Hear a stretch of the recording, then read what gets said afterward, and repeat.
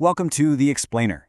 Today, we're tracing an absolutely wild path. We're going to start with the everyday physics of gravity, and we are going to travel all the way out to the profound metaphysical concepts of Tao. We'll be exploring a text that takes hard science and literally stretches it to the absolute limits of human philosophy. Let's dive right in. So think about this for a second. If gravity literally warps the fabric of time and space, what does that actually mean for the reality you and I experience every single day? In this explainer, we're going to zoom way out. We're starting with the tangible laws of physics and moving into some deeply provocative ideas about human perception itself. The mystery of mass, falling down to Earth. To really grasp the mind-bending stuff, we have to start on solid ground. A long time ago, Galileo figured out that in a vacuum, all objects fall at the exact same acceleration, 9.8 meters per second squared. It totally doesn't matter how heavy they are, and this led to a huge realization about two concepts that seem pretty different. On one hand, you've got gravitational mass, which is the literal attraction between the Earth and an object. On the other, there's inertial mass, which is just an object's resistance to being accelerated. Now, Isaac Newton looked at the fact that these two masses are numerically equivalent and thought, well, that's just a lucky coincidence. But Albert Einstein? He didn't see a coincidence at all. He saw this equivalence as the absolute foundation for a massive new theory. The cosmic laboratory. Elevators in space. Let's look at how Einstein tested this idea. We're going to walk through Einstein's famous thought experiment, which is based on his third hypothesis. Basically, this states that an inertial system is equal to a uniformly accelerated gravitational field. Okay, imagine this step by step. Step 1. You have an observer standing inside an elevator that is constantly accelerating upwards. Step 2. A beam of light shines perfectly level through the elevator's window at a constant speed. But because the elevator is moving up while the light crosses the room, we get to step 3. The light actually lands differently on the opposite wall for the observer inside, compared to someone watching from the outside. To the person inside that elevator, the light beam appears to bend. Einstein used this to show how acceleration, and by extension gravity, can literally curve light. Crazy, right? And the thing is, this isn't just some fun thought experiment in an imaginary elevator. Extremely massive objects in our actual universe, like our sun, generate gravitational fields that are so unimaginably strong, they physically draw passing light toward them. Even though the mass of energy itself is incredibly small, this bending is a real phenomenon that can be actively observed and proven near very strong gravitational fields. The warped universe, non-Euclidean reality. This realization that light and space can bend brings us to a major shift in how we see things. We kind of have to throw out our everyday logic for a second here. Einstein concluded that the world we live in is non-Euclidean, meaning circles aren't perfectly round, parallel lines might actually intersect somewhere out there, and the angles of a triangle don't always add up to 180 degrees. So you have to ask yourself, does 1 plus 1 always equal 2? What happens if you take the speed of a photon and add it to the speed of a moving train? Can a combined speed like that truly exist in a reality like ours? In a warped universe, the simple math we use every day completely breaks down. Let's anchor this abstract geometry with a really vivid real-world analogy from the source text.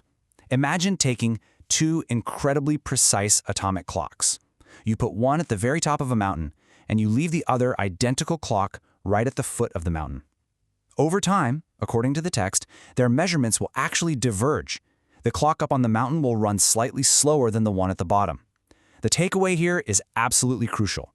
Gravitational fields don't just pull things down, they fundamentally alter space and time themselves. Scientific revelations from micro to macro. Having established these immense physical realities, the author of our source text executes a really fascinating pivot. The author takes Einstein's physics and extracts 5 distinct, overarching scientific revelations. Number 1, conclusions we make in our little microspace might be completely inaccurate when applied to the macrospace of the universe. Number 2, as we saw with the elevator, conclusions drawn from inside a system can totally conflict with what you'd conclude from the outside. Number 3, there are universal natural laws that apply everywhere, without exception. Number 4, there are undeniable differences between abstract theories and actual reality.